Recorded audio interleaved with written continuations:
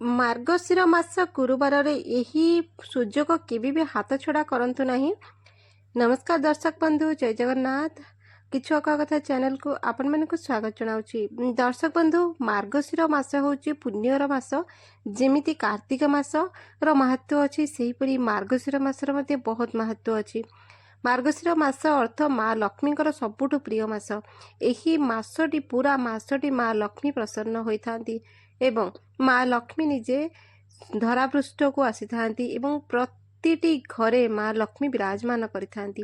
ତେଣୁକରି ଗୃହିଣୀ ମାନେ ପ୍ରତି ଗୁରୁବାର ମାँ ଲକ୍ଷ୍ମୀଙ୍କୁ ମାର୍ଗଶିର ଯେତେ ପାଳି ପଡ଼ୁଛି ସେତେ ଗୁରୁବାର ମାଙ୍କୁ ପୂଜା କରନ୍ତି, ମାଣ ବସେଇଥାନ୍ତି, ଧୂପ ଦୀପ ଝୁଣା ଆଳତି ଘଣ୍ଟ କୀର୍ତ୍ତନ କରି ମାଙ୍କୁ ପୂଜା କରିଥାନ୍ତି। ମା ଯୋଉଠି ପ୍ରସନ୍ନ ହୋଇଥାନ୍ତି ସେଠି ଅଭାବ ଦୁଃଖ ଦୂର ହୋଇଯାଇଥାଏ। କିନ୍ତୁ ମାର୍ଗଶିର ମାସରେ ଏହି କିଛିଟି କାମ ସମସ୍ତେ ଆପଣମାନେ କରନ୍ତୁ, ଦେଖିବେ ଆପଣଙ୍କର ଏହି ସବୁ ଦୁଃଖ ରୋଗ ଦୂର ହୋଇଯାଇଥାଏ ଆଉ ବିଭିନ୍ନ ଅସୁବିଧାର ଦୂର ମଧ୍ୟ ହୋଇଥାଏ। ତ ଚାଲନ୍ତୁ ଜାଣିବା ମାର୍ଗଶିର ମାସ ଗୁରୁବାରରେ ଆପଣମାନେ କ'ଣ କଲେ ଆପଣ ମାନଙ୍କର ଅଭାବ ଦୂର ହୋଇଥାଏ ଏବଂ ପାପ ମଧ୍ୟ ନଷ୍ଟ ହୋଇଥାଏ। ଦର୍ଶକ ବନ୍ଧୁ, ମାର୍ଗଶିର ମାସ ଗୁରୁବାର ମା ଲକ୍ଷ୍ମୀଙ୍କର ପ୍ରିୟ ମାସ ହୋଇଥାଏ। ଯେବେଠୁ ମାର୍ଗଶିର ମାସ ଆରମ୍ଭ ହେଉଛି ଅଥବା ଆପଣ ଯେବେଠୁ এই କଥା ଜାଣୁଛନ୍ତି ସେବେଠୁ ମଧ୍ୟ କରିଲେ ଆପଣଙ୍କର ବହୁ ପୁଣ୍ୟ ମିଳିବ ଏବଂ ବହୁ ପ୍ରକାରର ଆପଣଙ୍କର ଯେଉଁ ଆପଣଙ୍କର କିଛି ପାପ ମଧ୍ୟ ନଷ୍ଟ ହୁଏ। ତେଣୁକରି ଜାଣିବା, ପ୍ରଥମେ ତ ଆପଣ ମାର୍ଗଶିର ମାସର ଯେକୌଣସି ଦିନରେ ହେଉ, ଗୁରୁବାର, ଶୁକ୍ରବାର, ଶନିବାର, ରବିବାର, ସପ୍ତାହକ 7 ଦିନରେ ଯେକୌଣସି ଗୋଟେ ଦିନରେ ଆପଣମାନେ ନିହାତି ଭାବରେ ଯାଇକିରି କୌଣସି ତୀର୍ଥସ୍ଥାନ ଭ୍ରମଣ କରିବେ। ଆପଣଙ୍କ ପାଖରେ ହୋଇଥାଉ ଦୂରରେ ହୋଇଥାଉ ଯେମିତି ଆପଣଙ୍କୁ ସୁବିଧା ହେଉଛି ଏବଂ ସେହି ତୀର୍ଥସ୍ଥାନର ପୁଷ୍କରିଣୀରେ ଆପଣ ସ୍ନାନ କରିବେ। ଯେକୌଣସି ତୀର୍ଥସ୍ଥାନ ହେଉ, ଆପଣଙ୍କର ପାଖାପାଖି ଯେକୌଣସି ପ୍ରସିଦ୍ଧ ତୀର୍ଥସ୍ଥାନ ଥିବ, ସେ ମହୋଦଧି ମଧ୍ୟ ହେଉ, ଆପଣ ଯୋଉଠି ରହୁଛନ୍ତି ଆପଣ ସ୍ନାନ କରିବେ। ଦେଖିବେ ତୀର୍ଥସ୍ଥାନରେ ସ୍ନାନ କଲେ ମାର୍ଗଶିର ମାସରେ ଆପଣଙ୍କର ବିଭିନ୍ନ ପ୍ରକାର ପୁଣ୍ୟ ମିଳିଥାଏ ଆଉ ପାପ ମଧ୍ୟ କ୍ଷୟ ହୋଇଥାଏ। ଏଇଟା ଅତି ଜରୁରୀ କଥା। ବହୁତ ଲୋକ ଜାଣିନଥାନ୍ତି। ଆପଣ ସମୁଦ୍ରରେ ସ୍ନାନ କଲେ ଚଳିବ, ନଦୀ, ପୁଷ୍କରିଣୀ କିମ୍ବା କୌଣସି ମନ୍ଦିରର ପୋଖରୀରେ ମଧ୍ୟ ଯାଇକି ଆପଣ ଯଦି ସ୍ନାନ କରୁଛନ୍ତି ତାହେଲେ ଆପଣଙ୍କୁ ବହୁ ପୁଣ୍ୟ ଫଳ ମିଳିଥାଏ। ଜଣା ଅଜଣାତାରେ ଆମେ ବହୁତ ଭୁଲ କରିଥାଉ, ସେଥିପାଇଁ ଭଗବାନଙ୍କୁ କ୍ଷମା ମଧ୍ୟ ପ୍ରାର୍ଥନା କରିଥାଉ ଏବଂ ମା ଲକ୍ଷ୍ମୀ ଯୋଉଠି ପ୍ରସନ୍ନ ହୋଇଥାନ୍ତି ଆମର ବିଭିନ୍ନ ପ୍ରକାର ଦୁଃଖ ମଧ୍ୟ ଦୂର ହୋଇଥାଏ, ପାପ ନଷ୍ଟ ହୋଇଥାଏ। ପ୍ରଥମ କଥା। ଦ୍ୱିତୀୟ କଥା, ଆପଣମାନେ ମାର୍ଗଶିର ମାସ ଗୁରୁବାର ହେଉ, ଶୁକ୍ରବାର ହେଉ, ଯେବେ ବି ହେଉ ପ୍ରତିଦିନ ଗୋଟେ ତୁଳସୀ ଖାଇବେ।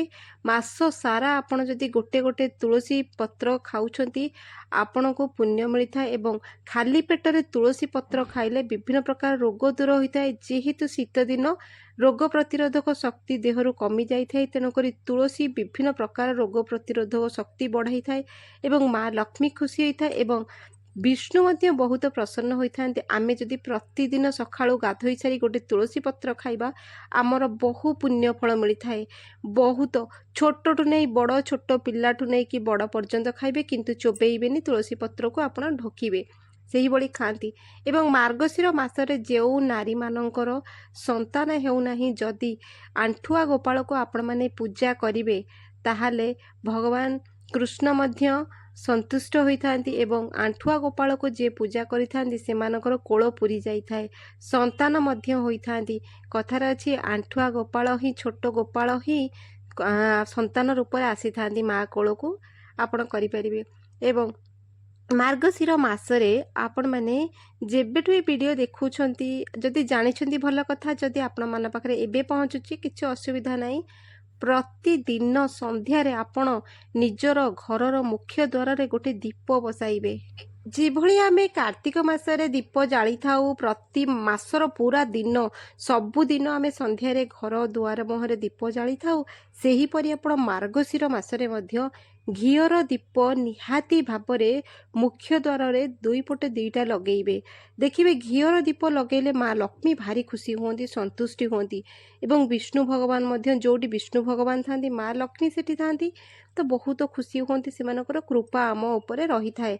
गुरुवार प्रति गुरुवार घीओ दीप एवं कलसी बसैबे, मार्गशीर मास सारा बसैबे प्रति गुरुवार। आ सबुदिन संध्यारे आपण आपणको मुख्य द्वार घीओ दीप बसाइबे। जदि घीओ दीप पई सक्षे होउना आपण राशि तेल किंबा जड़ा तेल रे दीप किंतु जालिबे।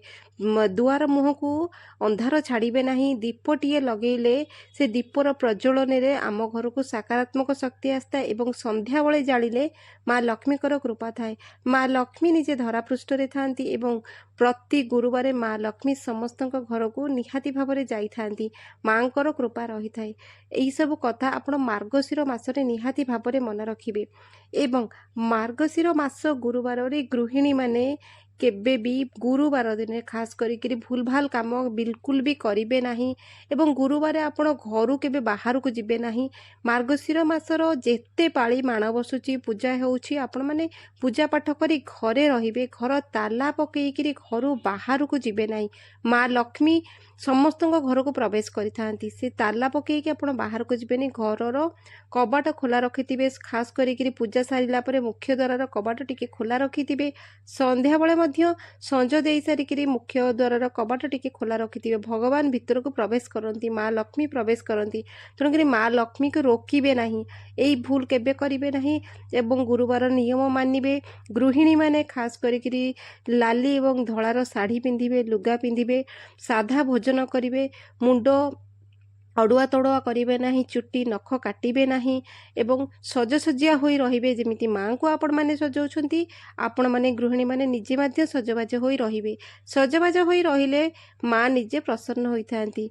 गुरुवार रे खास करी एही कथा मानिबे एवं संध्या होई सारिला परे गृहिणी माने खास करी कि मुंड कुंडाइबे नहीं।